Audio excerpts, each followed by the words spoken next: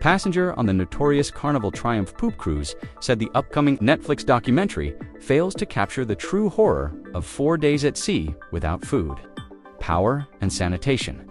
The scariest thing I've ever been through. The cruise from Texas to Mexico spiraled into chaos after an engine room fire triggered a massive electrical failure, leaving over 4,000 passengers and crew wading through urine and feces and camping on deck. It's the focus of an upcoming Netflix documentary, Trainwreck, Poop Cruise, set to be released on June 24th, but one of the passengers, Tay Redford, 24, has watched the trailer and is hurt. Now, a bakery owner from Enid, Oklahoma. She was just 12 when the ship lost power, leaving passengers in darkness, surrounded by sewage, and struggling for basic necessities.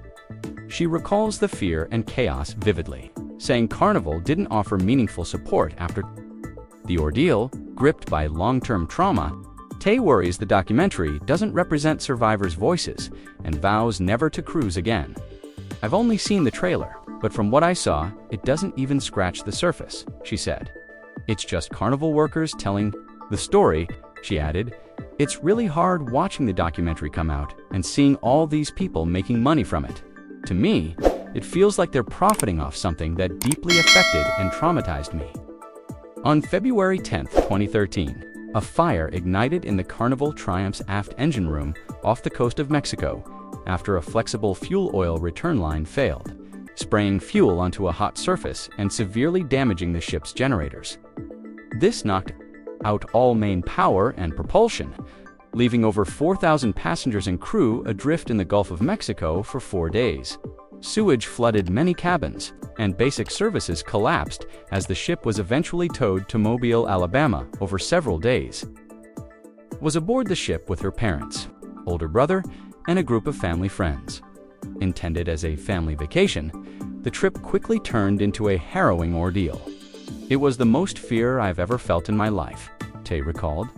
"I'm not that old yet, but that was hands down the scariest thing I've ever been through." The fire knocked out the ship's power, plunging the vessel into darkness and leaving passengers without basic services. Tay's family was forced to abandon their cabin due to sewage and a lack of airflow. "My first thought is, we're sinking. We're going down. That was the only thing I thought. I was crying hysterically, trying to follow my parents around in the dark," she said. "When we went down to our room, we were up to our ankles in sewage and urine and feces, and there was no airflow. There were no lights. The situation was chaotic and frightening, forcing the family to camp on the top deck for nearly 4 days. Access to food, water, and sanitation was severely limited. They ran out of water to give us, so they said, 'Hey, we'll open up the bar and let people drink liquor,'" she recalled. The decision reportedly backfired as frustrated, intoxicated passengers, angry over the lack of information and worsening conditions, began fighting. According to T, some even resorted to throwing their bodily fluids over the ship as tensions escalated. They forced their housekeeping staff to stay in rooms infested with sewage, withheld proper meals, and made them eat out of the trash, Tay recalled. "Carnival called my nana and was like, 'We just wanted to let you know there was a fire on board. There are no casualties, but your family's just on an extended vacation. Have a nice day,' amid the chaos." Tay's brother became a source of ingenuity. "My brother actually had this great idea," Tay recalled. He said, "I'm going to build a tent out of these sheets," and he cut the sheets up and invented Tent City, where everybody followed him to make tents to keep us out of the sun. The disabled ship was slowly towed back to port in Mobile, Alabama. As passengers endured days of hardship before finally reaching land, while Carnival eventually provided a small compensation, $500 and a refund for the trip home, Tay says. The company never truly addressed the trauma experienced by those on board. Carnival never reached out, She said, "They gave us $500 and reimbursed my parents for the trip home, but that was it. After that, it was like nothing ever happened. No one was supposed to talk about it."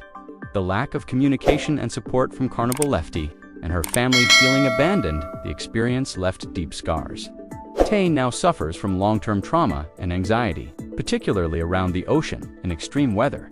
As for her own future, Tay is resolute. "I would absolutely never go on a cruise again."